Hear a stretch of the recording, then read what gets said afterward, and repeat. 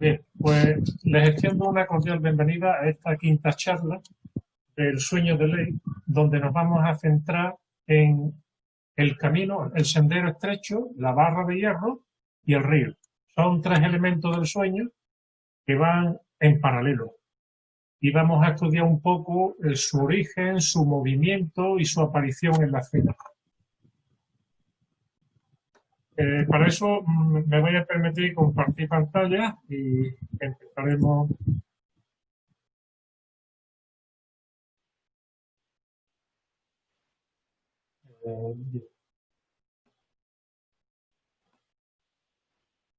¿Lo veis todos?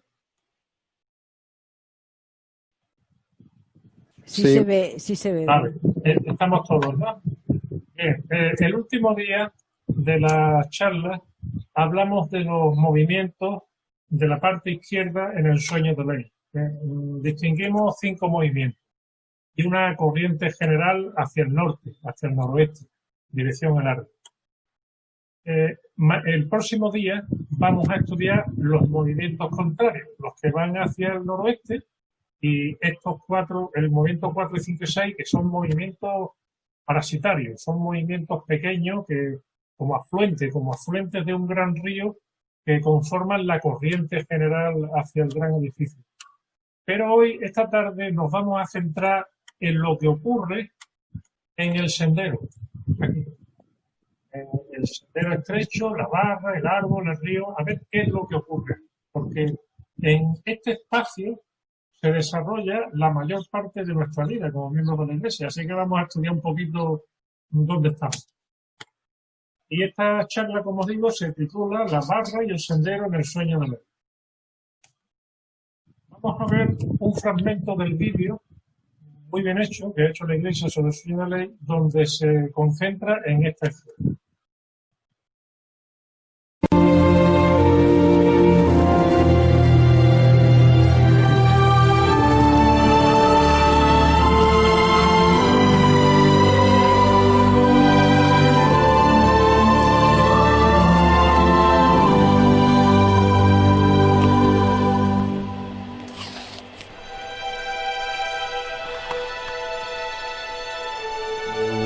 Es preferible a todos los demás.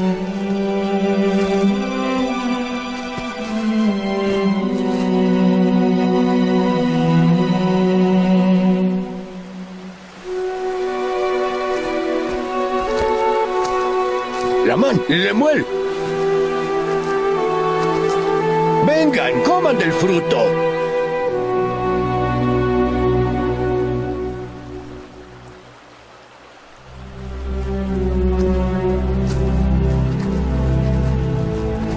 Quisieron venir hacia mí para comer del fruto. Lamán, Lemuel.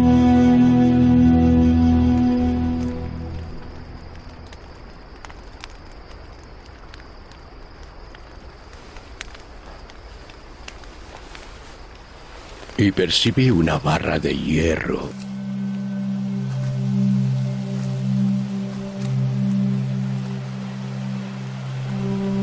Que se extendía por la orilla del río y conducía al árbol donde yo estaba. Y vi también un sendero estrecho y angosto que corría a un lado de la barra de hierro hasta el árbol al lado del cual me hallaba, y también pasaba por donde brotaba el manantial hasta un campo grande y espacioso a semejanza de un mundo.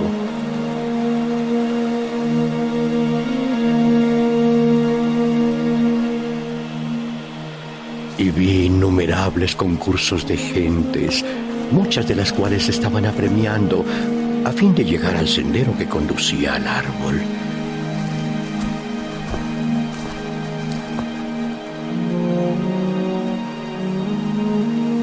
Y ocurrió que surgió un vapor de tinieblas, sí, un sumamente extenso vapor de tinieblas, tanto así que los que habían entrado en el sendero se apartaron del camino, de manera que se desviaron y se perdieron. Vi a otros que se adelantaban y llegaron y se agarraron del extremo de la barra de hierro. Y avanzaron a través del vapor de tinieblas, asidos a la barra de hierro, hasta que llegaron y participaron del fruto del árbol.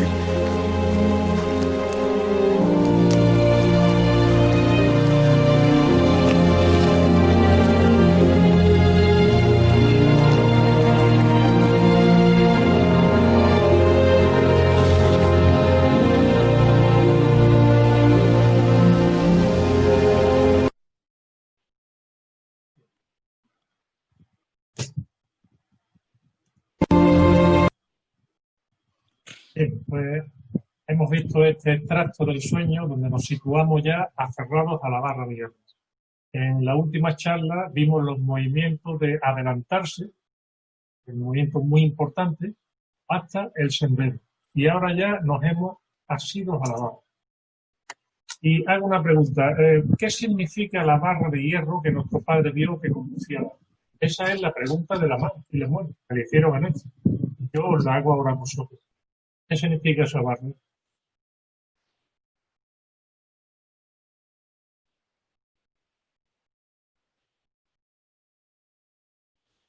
Sí, El micro, podría abrir el micro. sí, significaba la palabra de Dios, o sea, la escritura. ¿Puedes leerlo, Cristian? y tal. ¿Puedes Vale, leerlo? dice, era la palabra de Dios y que quienes escucharon la palabra de Dios y se aferraron a ella no perecerían más. Aquí Nefi usa una palabra que su padre no lo usó. Su padre dijo los que se asieron, los que se asieron a la barra, es decir, los que cogieron la barra. Sin embargo, Nefi cambia la palabra y usa la palabra aferrar. Aferrar. Aferrar procede del latín ferrare, que significa sujetar algo con hierro, como si estuviera soldado con hierro. Una argolla. Es una palabra mucho más fuerte que asir, que es la que usó Ley. Siglos después, Moroni, fíjense lo curioso, siglos después, Moroni dice esto. ¿Lo puede leer, Maite?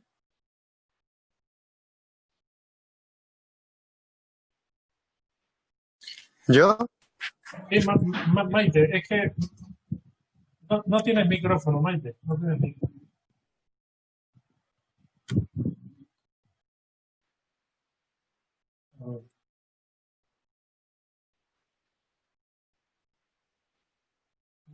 No se te escucha, Maite. Tienes el micro desconectado. No Ahora. puedo, no puedo. Ahora sí se te escucha, ahora sí. Se me escucha, pues lo tengo cerrado. Aquí aparece. ¿Me escuchas entonces? Sí, perfectamente. Bueno, que ya no sé lo que tenía que leer. Era la palabra de Dios y que quienes escucharan la palabra de Dios y se aferraran a ella no perecerían jamás. ¿Y sigo? Sí, y luego Moroni, siglos después, fíjate lo que dice. ¿Lo puedes leer lo de Moroni?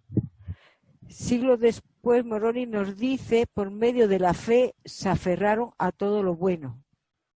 Es decir, que Nefi hace un cambio en el sueño de Ley y sustituye la palabra asir por aferrarse. Ustedes saben que Nefi era una persona con conocimientos de metalurgia, conocimientos de carpintería, de construcción. Era una persona muy hábil con las manos. Entonces, él usó un concepto técnico como es aferrarse para describir la visión de su padre. Este cambio de Nefi en el relato del sueño de Ley se transmitió a todas las demás generaciones, siendo la palabra aferrarse, aferrar, una de las más usadas en las escrituras. Entonces Nefi lo que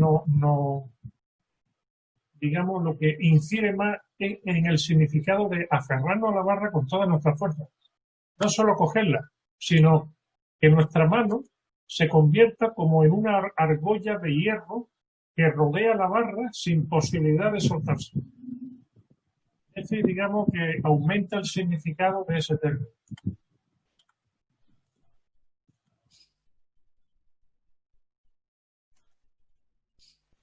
fijaos, ley dice, se asieron del extremo de la barra vial. ¿Vale? Y sin embargo, Nefi dice, se aferraron a ellos. Ese es el cambio que hay. Ahora vamos a hacer algunas preguntas y me gustaría que contestara ahí el que quiera. Y si no contestáis, pues yo elijo quién conteste. Bien, os hago una pregunta para que la penséis. ¿Quién estaba antes o qué estaba antes, la barra o el sendero? ¿Qué es antes?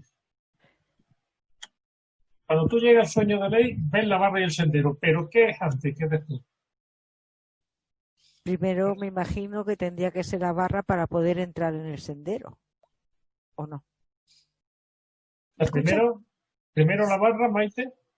Pienso que la barra para poder entrar en el sendero, aunque también podría ser sendero y aferrarse, como dices, a la barra, ¿no? De alguna manera, tanto monta, tanto, ¿no? Porque Bueno, el hermano Gutiérrez iba a decir algo, pero el micrófono lo tiene cerrado.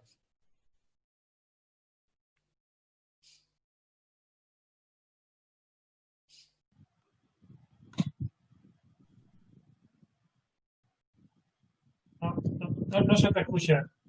Mira, yo os aconsejo que abráis el micrófono y lo dejéis abierto, porque sí. no somos muchos y así Sí. podemos hablar cuando queramos. Sí.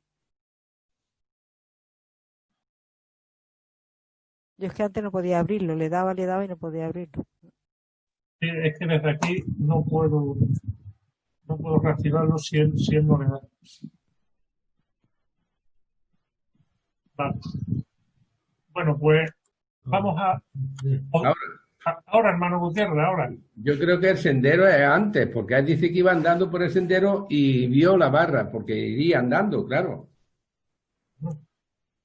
Lo importante no es tanto la respuesta como que nos hagamos la pregunta. Desde el principio de estas charlas hemos intentado que desarrolláramos un concepto espacial de las escrituras, es decir, un concepto Claro. de la realidad de las escrituras. No solo el significado o la interpretación de los elementos, sino realmente la construcción de los elementos reales. Por eso, esta pregunta, ¿qué es antes, la barra o el sendero? Quizás ustedes no se la hayan hecho nunca. Puede que alguien sí. Si hay alguien que se haya hecho esta pregunta antes, puede decirlo. Pero si no se la han hecho nunca, es porque nunca se han enfocado en un concepto espacial de las escrituras. ¿Cómo se hace un sendero? Un sendero, ¿cómo aparece? Vamos a ver. Aparece un campo libre, y eso es un sendero. Sí, pero ¿cómo se produce? ¿Cómo se fabrica? ¿Cómo se consigue un sendero? Cuando caminan varias personas, pues van dejando su rastro, ¿verdad? Y se forma como un camino. Exactamente. Lucía, exactamente. Es decir, un sendero se forma por el paso de muchas personas.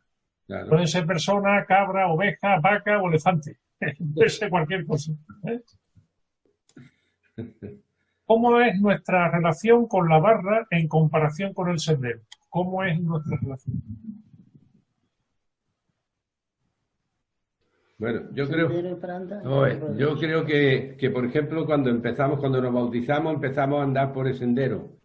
Y a medida de que vamos aprendiendo, nos vamos agarrando y aseando a la barra.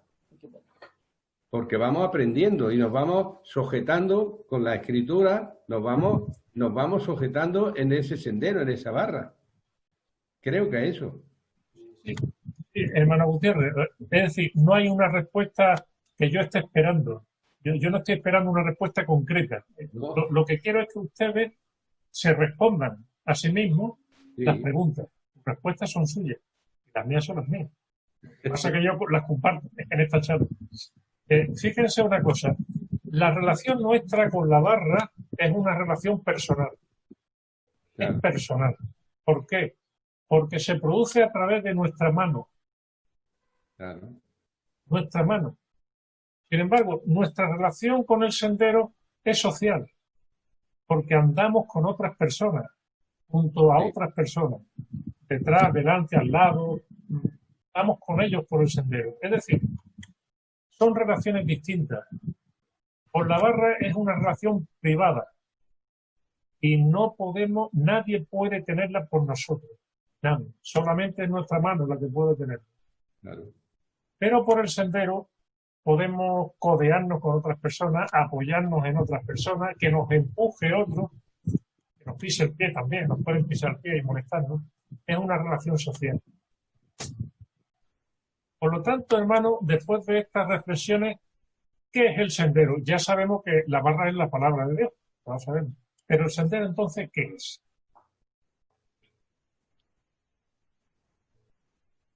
Pues, Los convenios. Los convenios. Bien. Los convenios los hacemos con los hermanos de la iglesia. ¿Con quién hacemos los convenios? Con Dios. Con Dios. Con Dios. Entonces, Señor. entonces no es el sendero, es la barra. Ah, vale. Yo pienso Es que algo personal, es algo entre yo y el Señor, nadie más. Nadie más. Entre yo y el Señor. yo O sea, pienso, es barra. pienso que puede ser el andar por nuestra vida, ¿no? El sendero, y además, para mí, es el caminar por esta vida, y si estamos aferrados, como bien dice, porque en esta vida caminamos con muchas personas, ¿no? Hacemos un sendero, es un camino que ha hecho muchas personas, y si estamos aferrados a la barra de hierro, pues nos conducirá a donde queremos llegar, ¿no? No lo sé. Entonces, en el sendero que vamos con otras personas, ¿qué es?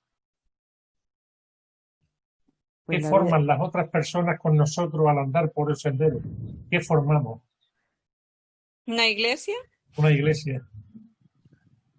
El sendero es la iglesia, Ah, la comunidad, los que andan con nosotros, los que nos acompañan, o nos molestan, sí, el sendero de o la nos vida. ponen a prueba. Ujú. Pero por la barra es yo Algo y el personal. Señor. Ya está, nadie más, nadie más. No hay nadie. Por eso es más importante aferrarse a la barra que andar por el sendero. Andar por el sendero está bien. Pero si no te aferras a la barra, el sendero no te va a llevar hasta el árbol. Por lo tanto, estamos situados ya en el sueño de ley en que la barra es nuestra relación personal con el Señor a través de la oración, la escritura, los convenios. Y el sendero es el camino que realizamos con otras personas, en el que vamos por el mismo. ¿Podemos andar por el sendero sin aferrarnos? Sí. Sí podemos, claro, que podemos. ¿Durante cuánto espacio? Bueno, eso ya depende de la idea que tengamos, a donde queramos llegar. Exacto. Sí, podemos andar por el sendero Claro. sin aferrarnos a la barra. Ahora, ¿podemos aferrarnos sin el sendero? Hombre, sin andar por el camino es más difícil. Hay que andar por el camino.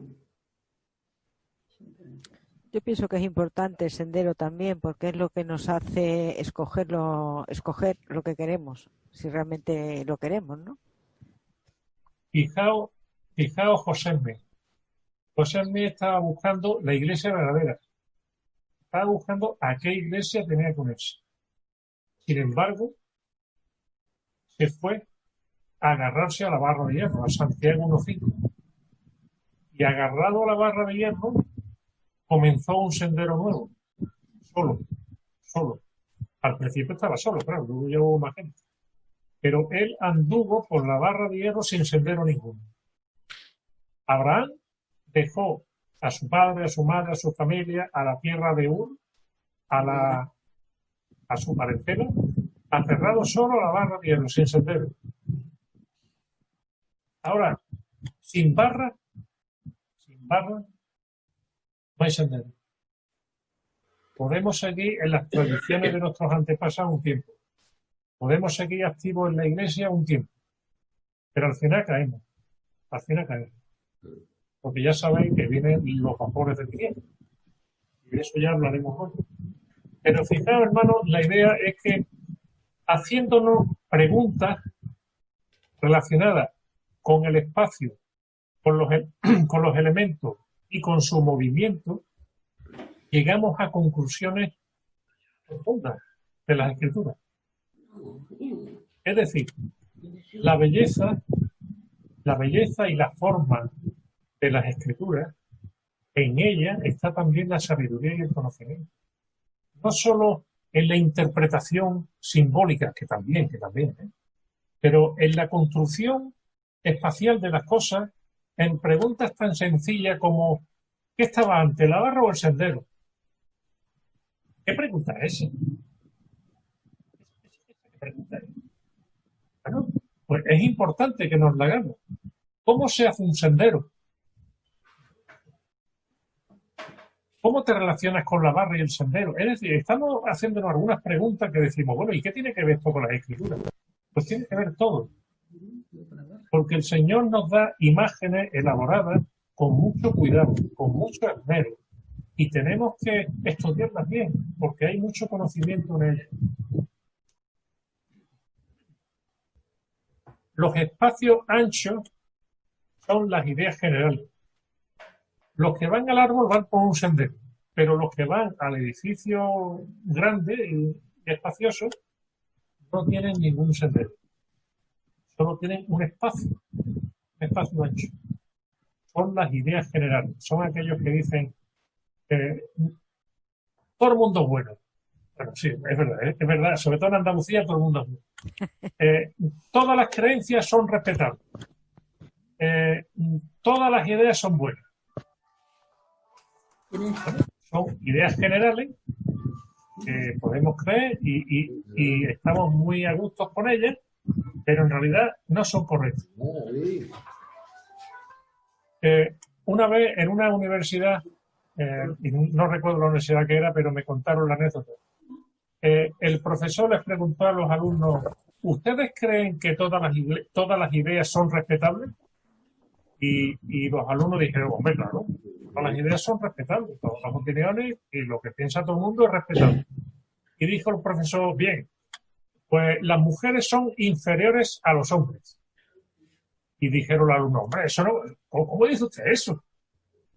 Y le dijo el profesor, bueno, ¿no son todas las ideas respetables?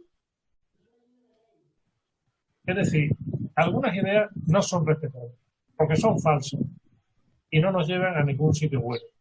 Y el sueño de ley nos está mostrando que el camino a la felicidad, al árbol de la vida, es uno y es estrecho. No es ancho ni espacioso, es uno y estrecho. Así que el que camina por esa vía tiene que desechar otros caminos. Tiene que decir a otros caminos no. Y eso hoy día como que está mal visto.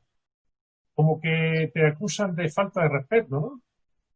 Es como si Ley emprende el camino estrecho y angosto y le dice a los demás, usted perdone, yo no quiero ofenderle, pero perdone, discúlpeme, yo no quiero decir que usted... O sea, no. Ley no se entretiene en eso. Ley sigue su camino y toma su decisión. Bueno, Ley, su familia.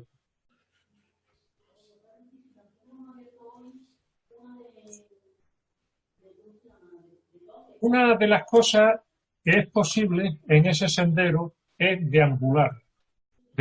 Es decir, tú estás en el sendero estrecho que va hacia el árbol, pero vas para allá, vas para acá, te paras aquí, retrocedes, te pones a hablar con empiezas a molestar en el tránsito.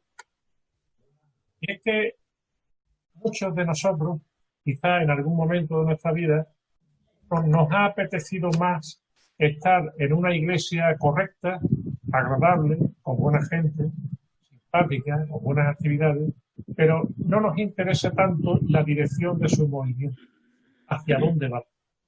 No nos interesa más el estar con un grupo agradable y sociable y correcto, de gente educada y simpática.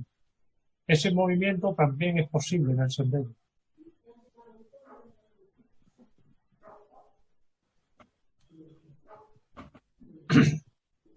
Muchos buscamos una religión correcta y equilibrada entre el mundo y Dios. Una religión sin estridencia, sin extremos, que cualquiera pueda vivirla, que cualquiera esté de acuerdo con ello. Una religión popular, que quepa en cualquier pensamiento, en cualquier comportamiento. Pero eso es difícil, porque el sendero es estrecho. Si fuera ancho, sí, si fuera ancho, cabíamos todos, todo el mundo cabía. Pero es estrecho. Está bien creer en Dios y hacer el bien. Sin embargo, Él nos pide comer. Nos pide comer. Y eso es tomar sus ordenanzas. Una de las verdades reveladas en la restauración es que podemos ser buenas personas. Y como dijo el Señor en Doctrina y Convenios, os podéis bautizar 100 veces. Porque había unos investigadores que se presentaron a José Smith y le dijo José que se tenían que bautizar. Y le dijeron, no, nosotros ya estamos bautizados, ya venimos bautizados.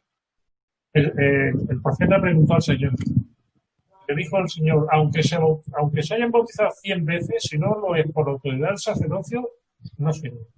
De verdad, hermano, eso políticamente es incorrecto. Eso es incorrecto. Una falta de respeto a otras creencias. Yo ya vengo bautizado de mi iglesia, es que mi bautismo no es un bautismo.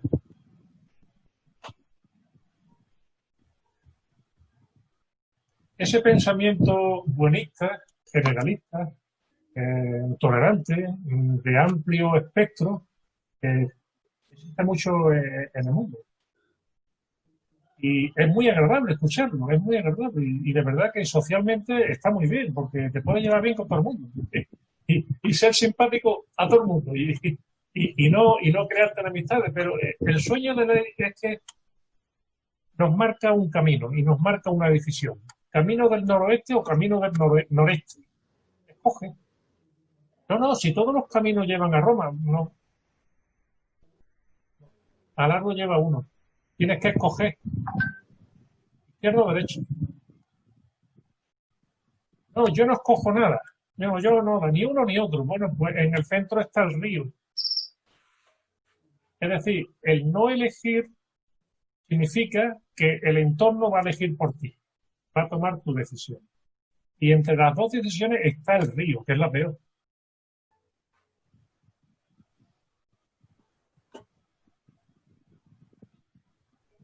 Todos necesitamos una piedra para apoyar nuestro pie y cruzar un río. Y desde esta vida al reino celestial tenemos que poner nuestro pie en las ordenanzas. Las ordenanzas son las piedras que vamos pisando hasta llegar al árbol de la vida. Las ordenanzas. Si no las tomamos con nosotros, no las tomamos sobre nosotros, es como si llegáramos al árbol y no comiéramos el fruto. Decimos, bueno, ya estoy en el árbol. Qué sombrita más agradable. ¿Vale? Pero mira el fruto. No, el fruto no, es que el fruto me compromete ya mucho. Yo estoy aquí a gusto, aquí con buena gente, un buen ambiente, y traemos la barbacoa y aquí lo pasamos muy bien. Pero el Señor ha hecho todo esto para que comamos el fruto. Es decir, comemos una piedra para apoyar el pie y pasar al otro lado a través de esas piedras, que son las ordenanzas. Si no tomamos las ordenanzas, detrás del árbol está el vacío, donde no hay nada. Y si no apoyamos el pie en las ordenanzas, caemos. No podemos continuar. Así que, hermanos, es importante entender esto, entender también la simbología del sueño. Bien, hemos dicho que entre el sendero y el río, ahora os hago la pregunta anterior, ¿vale? Entre el sendero y el río, ¿cuál era antes? ¿Cuál es antes? ¿El sendero o el río? Antes dijimos que primero era la barra y después el sendero, ¿vale? Ahora, ¿qué es antes? ¿El sendero o el río?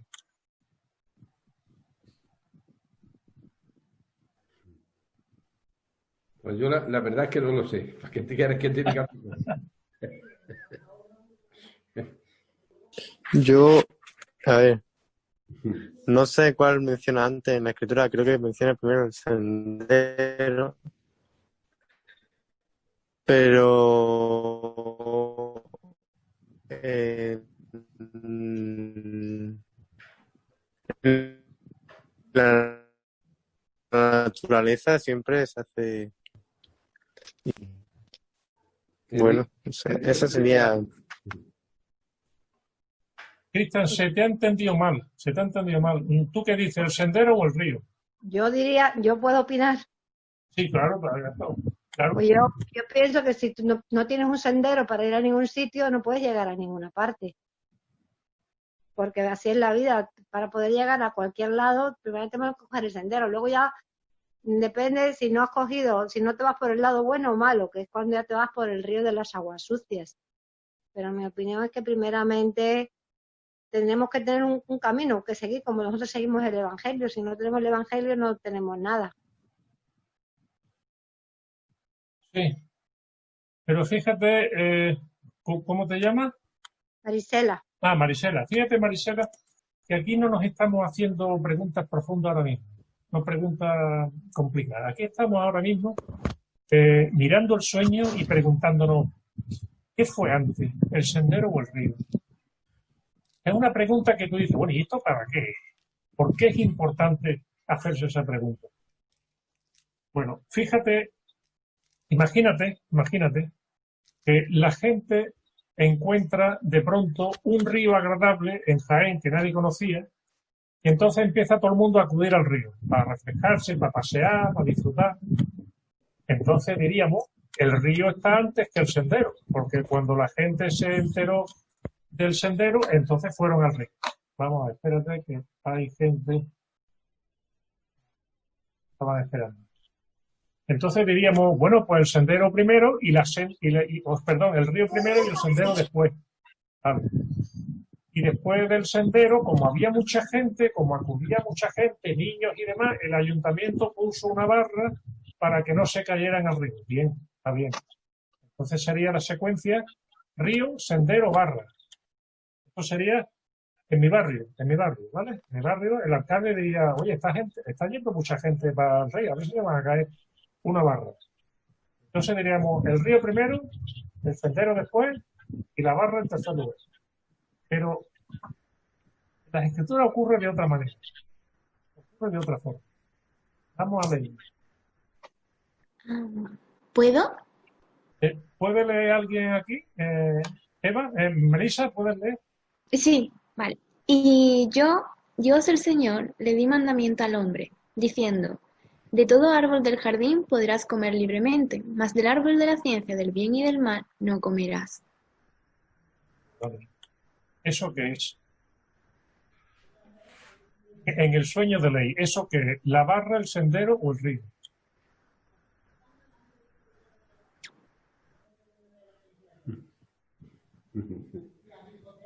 Yo pienso casi que a la barra, porque si La no barra, exactamente. Eso es la barra. Sí, primero la barra, sí. Si no, Esa no es la palabra de Dios. El Señor le estaba dando su palabra a Adán. Entonces, es la barra. Es decir, primero es la barra. Después, ¿puede leer aquí? Helio, ¿estás ahí? Helio de Almería. Sí, aquí estamos. Bueno, pues ¿puedes leer aquí en Moisés?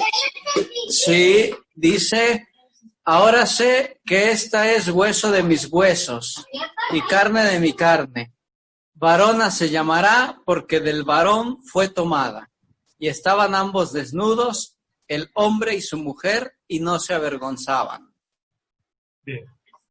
Aquí ya Adán y Eva están viviendo el Evangelio.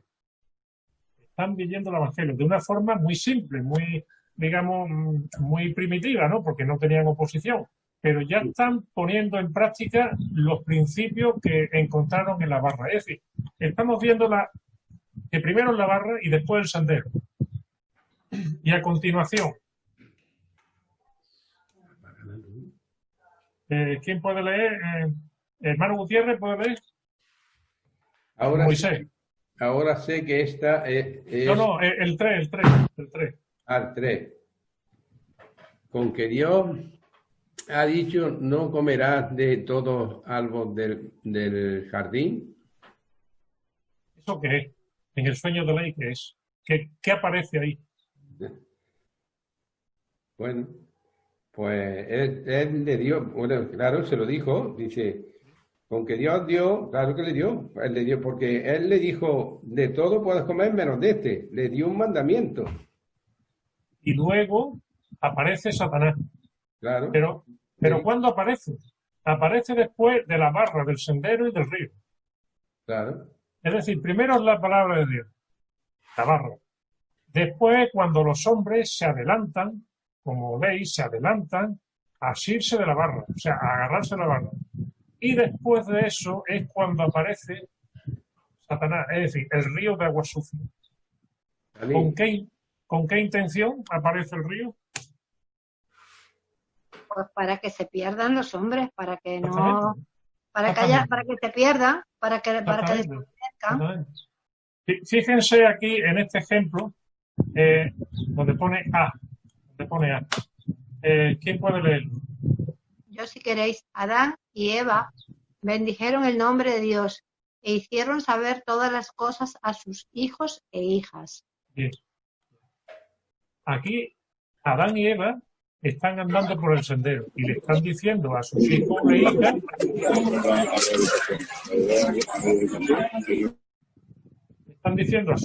hijas, que se aferren de la palabra, es decir, de que la cojan. ¿Y qué ocurre? Hermano Gutiérrez, ¿lo puede leer? El B. El B dice, y Satanás vino entre ellos diciendo, yo también soy un hijo de Dios. Y les mandó y dijo, no lo creáis, y no lo creyeron, y amaron a Satanás más que a Dios.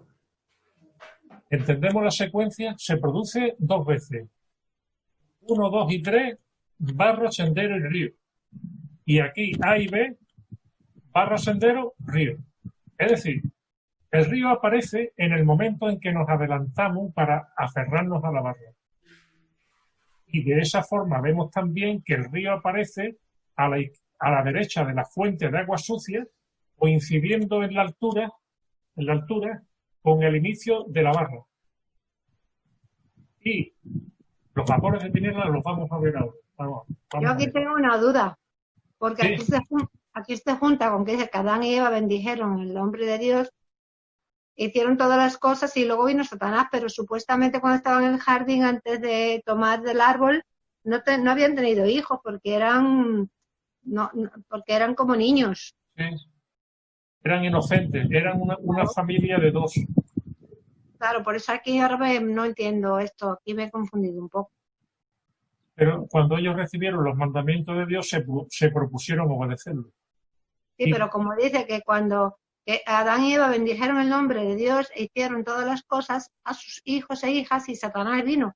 Es como que ya tenían hijos, yo lo entiendo así, pero sí, por eso estoy aquí un poco atascada. Claro, cuando ellos cayeron, la caída, entonces fue cuando empezaron a tener familia. Claro. Y el procedimiento fue el mismo. Cuando ellos empezaron a enseñar los mandamientos a sus hijos fue cuando Satanás apareció. Es decir, la secuencia es la misma que en el sueño de ley. En el momento en que las personas se adelantan a aferrarse a la barra, aparece el río y el vapor de tinieblas. No antes. Antes no. Ni tampoco acepta el vapor de tinieblas a los que deciden ir hacia el gran edificio. Eso vamos a verlo ahora. Gracias.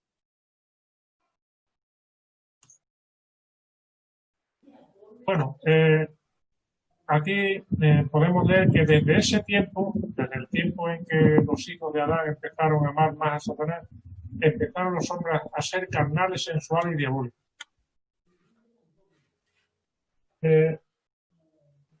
¿Quién puede leer aquí? Dani, ¿tú puedes leer? Yo no. Dani, ¿puedes leer? Sí. En que amarillo, en amarillo. sí. La contienda comienza a partir de rebasar Dani, que no está, la me fuente parece, de aguas hermano sucias Moraza. a nuestra derecha, coincidiendo con la aparición del vapor de tinieblas, que es el momento en que nos adelantamos. Hoy no hemos quedado parados. Bueno, Dani, bienvenido a España, ¿eh? Gracias. Ha terminado su misión. Sí. Ah, Contento de verte. Estamos guapos, ¿eh? Bueno, pues si nos situamos en el mapa de ley, vamos a tener que volver al mapa de ley.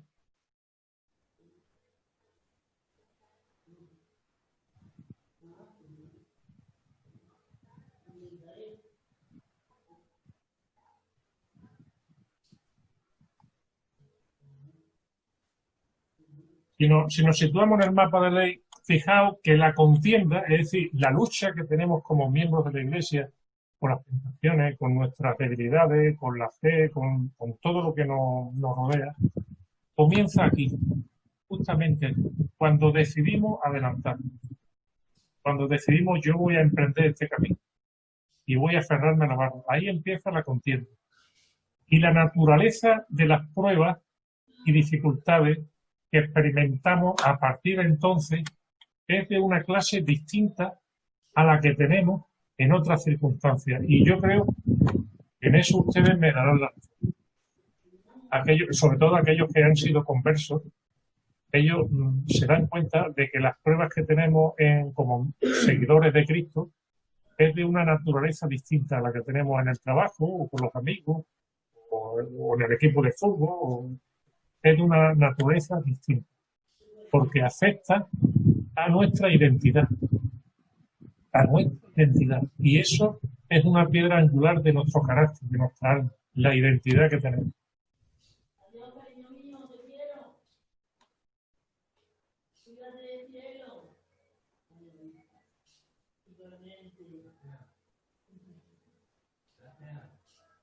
¿Puedo hacer un comentario? Sí, yo creo que vemos las pruebas de diferentes formas porque nos basamos en la fe, no nos desesperamos a pesar de las debilidades que tenemos y de todas las dificultades que nos pasan. Y hay momentos donde nos caemos y nos levantamos, pero siempre tenemos la barra para levantarnos. Por eso las pruebas las vemos de diferentes formas, aunque hay que agarrarse bien muchas veces para no perder la fe, sino para perder el ánimo. El peligro del sendero es que quizás nos acostumbremos a apoyarnos en los demás, en lo que van dando el de delante o el de la derecha, y nos olvidamos de la barra. Como estamos rodeados, acompañados, nos sentimos seguros, pero es una sensación peligrosa. Fijaos en Nefi, cuando habla de su vida, Nefi es muy sincero, no parece mamón, parece cristiano. Fíjense lo que dice. ¿Alguien puede leerlo? Yo si quiere lo leo, hermano Moraza. ¿Sí me ¿Puede leerlo, escucha? Maite? Sí. Dice, me veo circundado a causa de las tentaciones y pecados que tan fácilmente me asedian. Cuando a un miembro de la iglesia, cuando a mí me preguntan ¿cómo estás? Yo digo, muy bien. ¿Y cómo te van las cosas? Muy bien. ¿Y la familia? Bien. Yo no sé, pero yo siempre contesto lo mismo. Pero a Nefi le preguntaron una vez, ¿cómo está? Y dice, pues me veo circundado a causa de las tentaciones y pecados que tan fácilmente me asedian. Qué sincero es. Y aquí hay una palabra curiosa, la palabra asedio. ¿Qué significa asedio?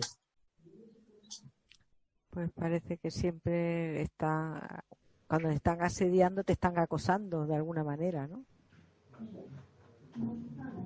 La palabra asediar la usaban mucho los romanos. Cuando tomaban una ciudad, la asediaban. Los romanos eran muy prácticos. Ellos hacían cálculos de los costes. ¿Qué le iba a costar? En número de vidas, en pérdidas materiales, el tomar esa ciudad. Entonces calculaban y decían, pues vamos a asediarla.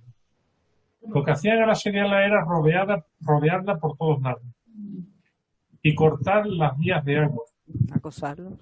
Los refuerzos que pudieran recibir. Es decir, bordeaban bordeaban como un río el perímetro de la ciudad. Lo bordeaban. Este movimiento de asedio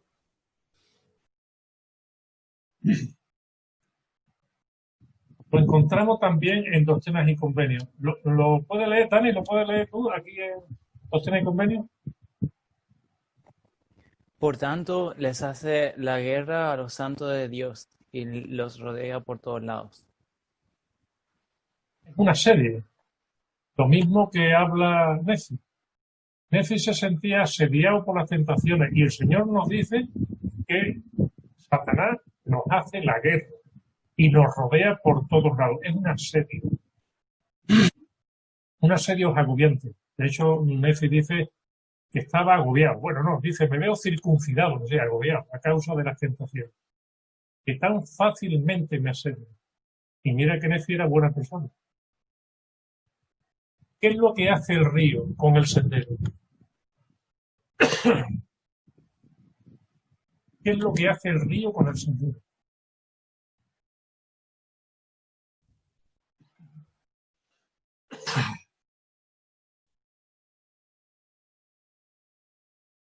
Pues también lo rodea, ¿no? ¿No? También lo bordea o lo rodea, ¿no? El río asedia al sendero. El río rodea al sendero por todos los lados que puede. Es decir, la dirección la lleva el sendero. El sendero sabe a dónde va, pero el río no tiene una dirección. El río bordea el sendero. Si alguien se tira al río, no sabe a dónde va y acabar, porque no tiene dirección, ni la ve. Porque la dirección del río la marca el sendero. Si el sendero va a la izquierda, el río va para allá. Si va a la derecha, va para allá. Si va para el frente, va para allá. Porque el río tiene la intención de asediar a todos sus caminantes, a todos los caminantes del sendero. Y el río tiene la intención de estar dispuesto a tragarse a cualquier caminante que se desvíe del sendero. No va a darles opciones, ni va a darle una segunda oportunidad. El río es la herramienta de un predador, es una herramienta de caza del mayor predador que existe, que es Satanás.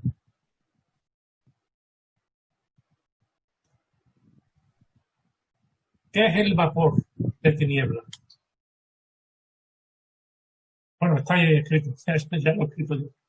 ¿Quién puede leerlo, por favor? Víctor, ¿estás ahí? Víctor, ¿puedes leer esto?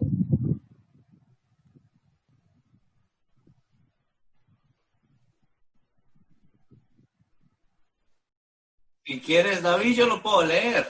Vale, bien. Dice, es una extensión inteligente de las aguas sucias. Es un método eficaz de caza. Si la visión de Leí es un ecosistema, el vapor de tinieblas es la estrategia de un predador. Te ciega. Fíjense una cosa, ¿el vapor de dónde sale? En la naturaleza, me refiero, la naturaleza de dónde sale. El De la vapor sale evaporación del agua. El agua. El vapor sale del agua. O sea, las nubes que ven en el cielo salen del mar. Eso está clarísimo. No hay una fábrica de nubes, sale del agua. La niebla sale del agua, de la humedad, de los ríos, de las charcas, de la atmósfera. Pero todos los vapores salen del agua. Entonces, el vapor de tiniebla es un elemento del sueño que, si nos hacemos la pregunta de dónde viene, de dónde nace el vapor, ¿se han hecho alguna vez esa pregunta, hermano?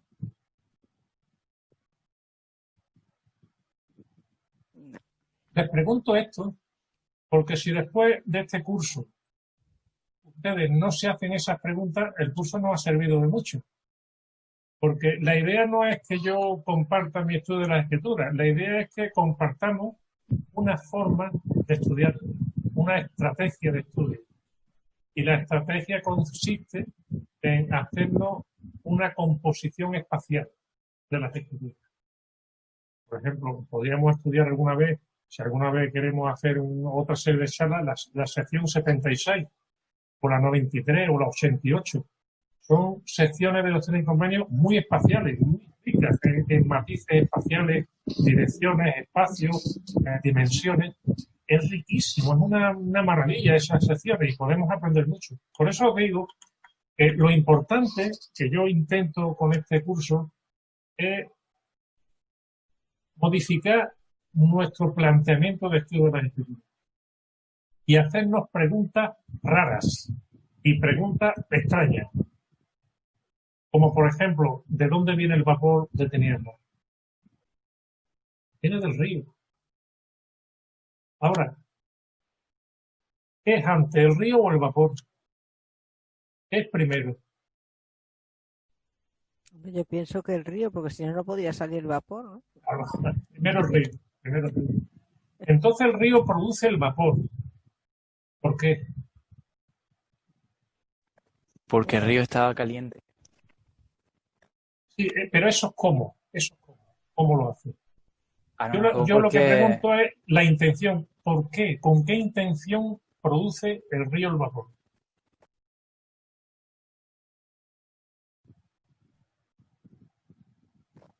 pues yo pienso que el río pues fue alterado por Dios, ¿verdad? A lo mejor pues para hacer que la gente pues se pierda y que y que se puedan diferenciar los que están cogidos de la vara y los que no. Muy No bien. sé lo que pienso. Está bien, Dani, está muy bien. Pero os vuelvo a repetir, lo importante no es tanto la respuesta, sino poder hacernos las preguntas. ¿Entendéis lo que digo? Ser capaces de hacernos las preguntas. Si alguna vez nos preguntamos algo y no sabemos la respuesta, es un logro magnífico. Porque hemos sido capaces de preguntarnos algo que no sabemos. Eso no es fácil, ¿eh? Eso no es fácil. Entonces, tenemos que conseguir hacernos preguntas de la escritura que no sepamos la respuesta. Y no nos preocupe no saber la respuesta. Pero la sombra, una pregunta es la sombra de una respuesta. Pero ya tener la sombra ya es acercarnos a la respuesta. Pero si no tenemos la sombra, nunca vamos a responder. El río no es un elemento impersonal, es un elemento personal, porque en el sueño de ley todo está vivo, no hay nada inerte, todo está vivo. El río es mismo donde el Satanás ha acabado para atrapar a las almas de los hombres. Fijaos una cosa, el vapor de tinieblas, ¿en qué zona del sueño de ley está? ¿En la izquierda o en la derecha?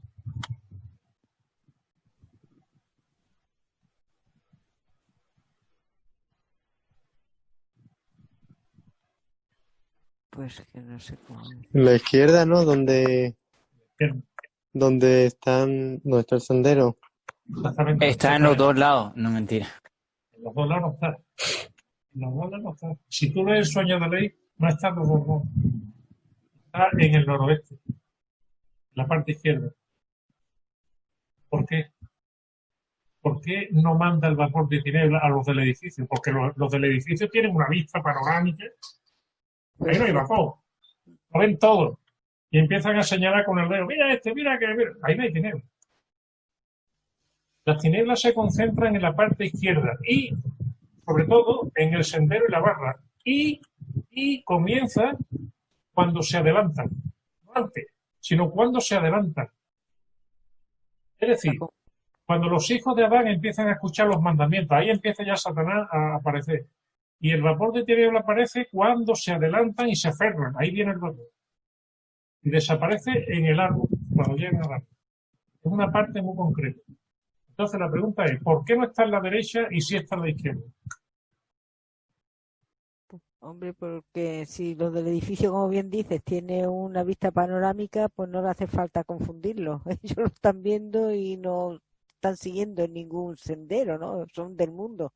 Mientras que los que se van acercando al camino correcto, aferrado a la barra de hierro, quiere confundirse, ¿no? Porque si es la estrategia que según parece utiliza Satanás, ¿no? Para confundirlo. Sí, Maite, muy bien. Fijaos, en la parte derecha, cuando después de la fuente de agua sucia, dice que muchos se perdían por caminos extraños y caían al río. Sin tinieblas, sin tinieblas. Simplemente porque seguían caminos extraños. Satanás no se tiene que forzar demasiado para esas personas. Caen solos. Están maduros y caen solos. No tiene que esforzarse. Sin embargo, para aquellos que deciden adelantarse y aferrarse a la barra, Satanás tiene que ingeniársela con un sistema más elaborado para tratar de confundirlo. Porque los que se aferran a la barra, si vieran con claridad, esos no se caen. Pero tiene que ingeniársela y a partir de su naturaleza crea el vapor de tiniebla, que es muy semejante al río, solo que es más elaborado, es capaz de flotar, de extenderse por grandes distancias, de abarcar un espacio grande. El río va por un sitio nada más, un poco primitivo, pero el vapor de tiniebla es un método más avanzado, es un método más elaborado de perder a las personas. ¿Por qué?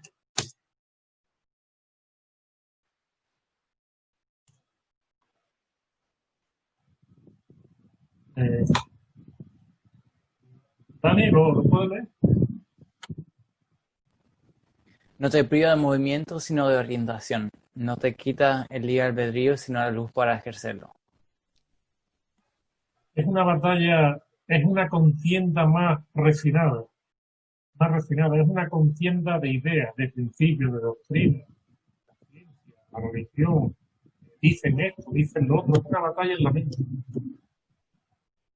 Ataque. Y no nos priva de movimiento, es decir, el vapor de tiniebla no nos ata, sino que nos desorienta. Si nos soltamos de la barra, ya estamos perdidos. Pero decimos, no, si yo estoy en la iglesia, pero no estoy aferrado a la barra, pero estoy en la iglesia. Sin embargo, nos afecta el vapor de tiniebla, aunque estemos en la iglesia. La iglesia no nos salva de ese inconveniente. Podemos aguantar, podemos seguir, pero al final vamos a ver. A mí me gusta mucho cuando dice que el vapor de tinieblas quita la luz. Eso me hace saber a mí de que pues la luz se representa normalmente con Jesucristo, ¿verdad?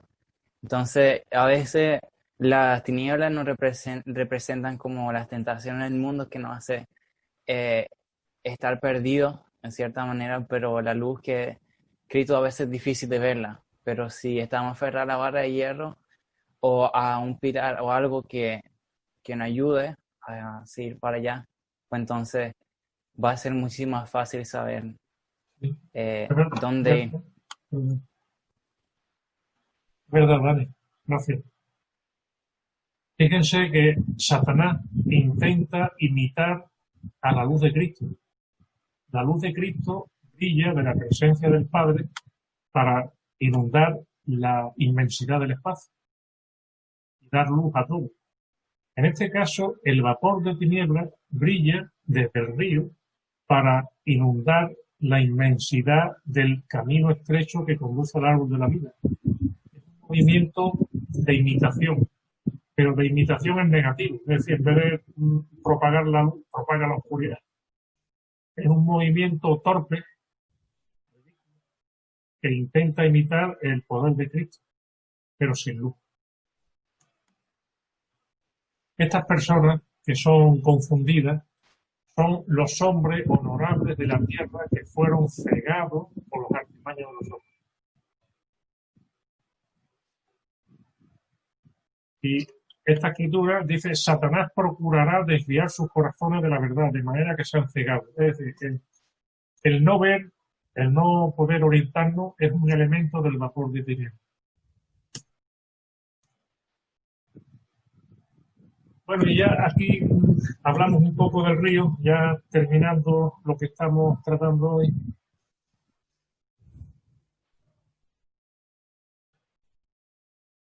¿Puede leerlo, Maite, aquí? Sí. Dice, el río no seduce a los caminantes, crea una versión sutil de su engaño, tanto así que los que habían entrado en el sendero se apartaron del camino, de manera que se desviaron y se perdieron. O sea que el río no seduce. ¿Sigo? Sí. Sin embargo, el vapor de tiniebla es incapaz de hacernos perder el contacto con la barra, efectivamente. Es decir, el contacto personal, que ya dijimos que nuestra relación con la barra es personal, el vapor de tiniebla es incapaz de hacerlo.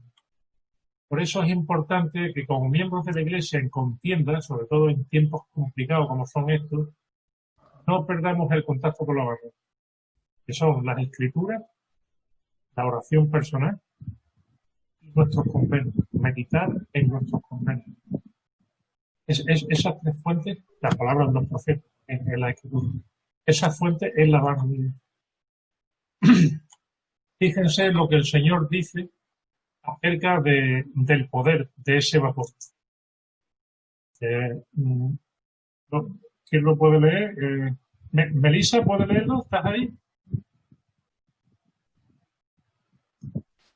Ah, no, Melissa salió. Lucía, ¿tú puedes leerlo?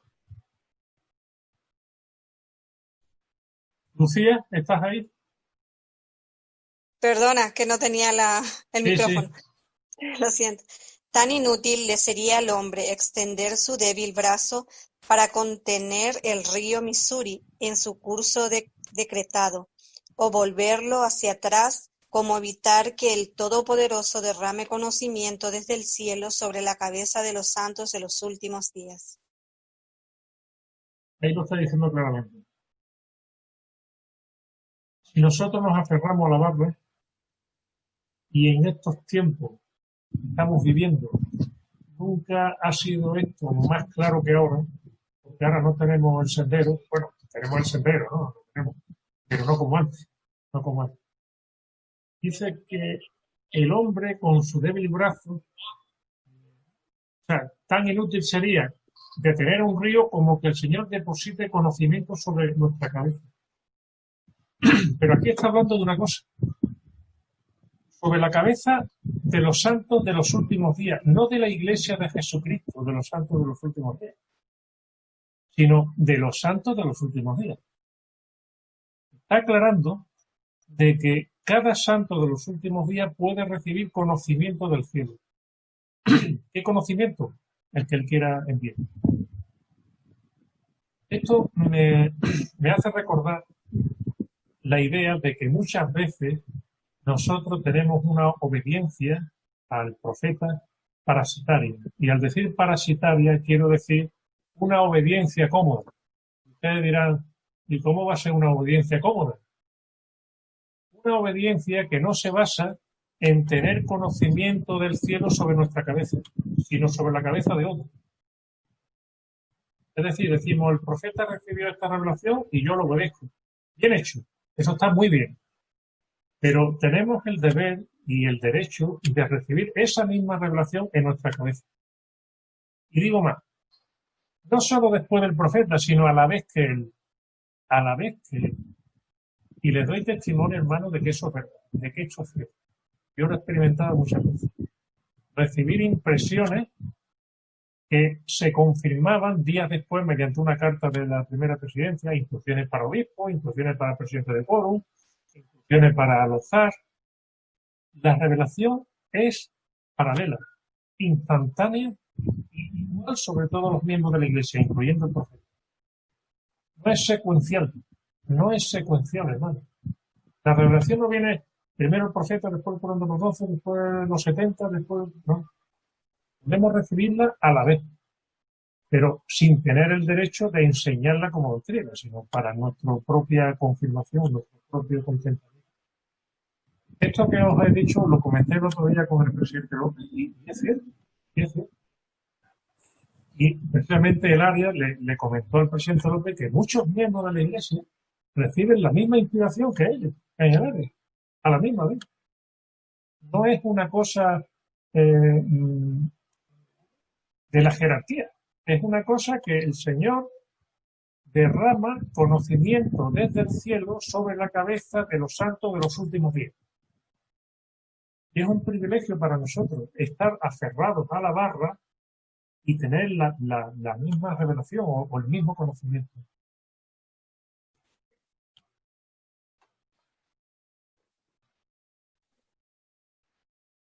¿Qué propiedades tiene la barra de hierro? ¿Es lo mismo una barra de hierro que una de madera? ¿Una de cobre? ¿Por qué es de hierro? ¿Por qué? Porque es más La fuerte. defensa, la fuerza. Fuerza. Lucía, has dicho fuerza. Fuerza. Sí, Bien. fuerza, sí. Bien, ¿puedes leer aquí? La barra de hierro es fuerte y estable.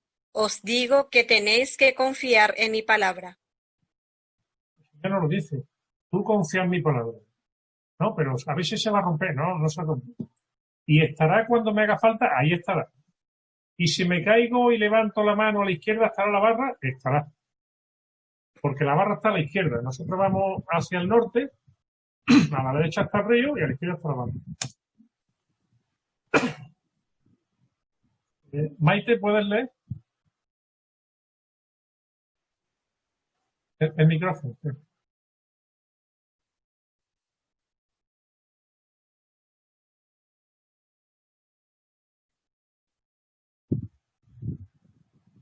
Si queréis dejar abierto el micro y podéis hablar tranquilamente. Bueno, sí, lo leo yo mismo y luego tú lo lees. La barra no depende de cuántos se aferran a ella. Es decir, es que, vamos a ver, en el mundo hay 6.000 millones, 7.000 millones de personas y miembros de la Iglesia hay en 16. No, son muy pocos. Eso no es una barra, eso será otra cosa. No depende del número de personas, no depende. Cuando yo me estaba investigando la Iglesia, le preguntaba a los misioneros, ¿y ustedes cuántos sois? Y en aquel entonces me parece que eran 7, 8 millones los miembros de la Iglesia. Y decían 8 millones. Y decían, digo, son 250 millones. Pero es muy poco.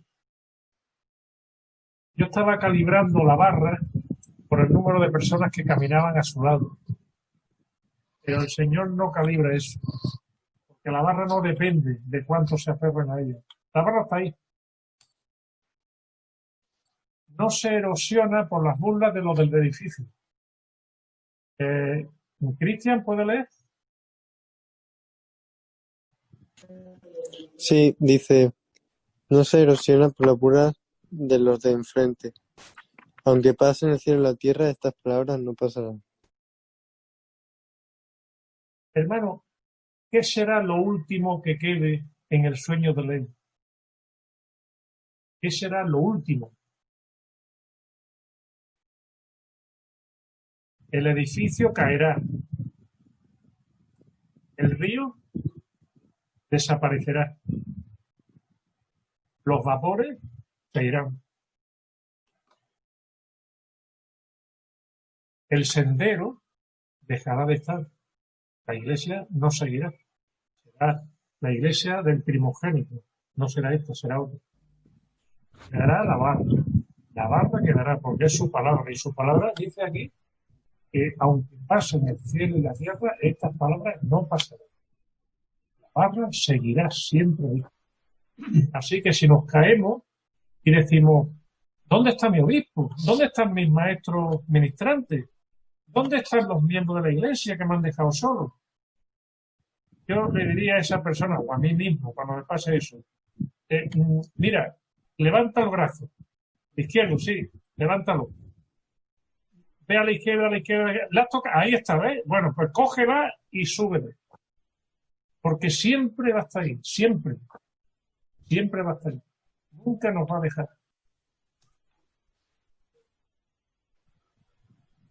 Porque la barra está a la altura de nuestra mano. Está a la altura de nuestra cintura. Ni más abajo ni más arriba. No tenemos que hacer así ni que agacharnos. Simplemente hacemos así y la agarramos. ¿Por qué? Porque es condescendiente. Condescendiente quiere decir que está a nuestra altura, a nuestra posibilidad, igual que el árbol. El árbol no tenemos que es una escalera para coger el fruto. Simplemente tenemos que hacer así. La barra está a la izquierda. Sin embargo, el edificio está a gran altura a gran altura sobre la tierra. Todos los que quieran ir al edificio tienen que sufrir mucho y sacrificar mucho. Bien, hermanos, pues hasta aquí hemos llegado en el día de hoy, donde hemos hablado de la senda, la barra, el río. Espero que hayan disfrutado y se hayan dado un baño refrescante en el río. Un baño refrescante, que se está muy fresquito en el río y no caminando, ¿no? Bueno, el próximo miércoles será la última clase y yo creo que la más interesante. Hemos dejado la más interesante para el final. Hablaremos del edificio grande y espacioso. Es muy interesante y vamos a ver muchas cosas y vamos a hacernos muchas preguntas que quizás nunca se hayan hecho. Nos las vamos a hacer el miércoles.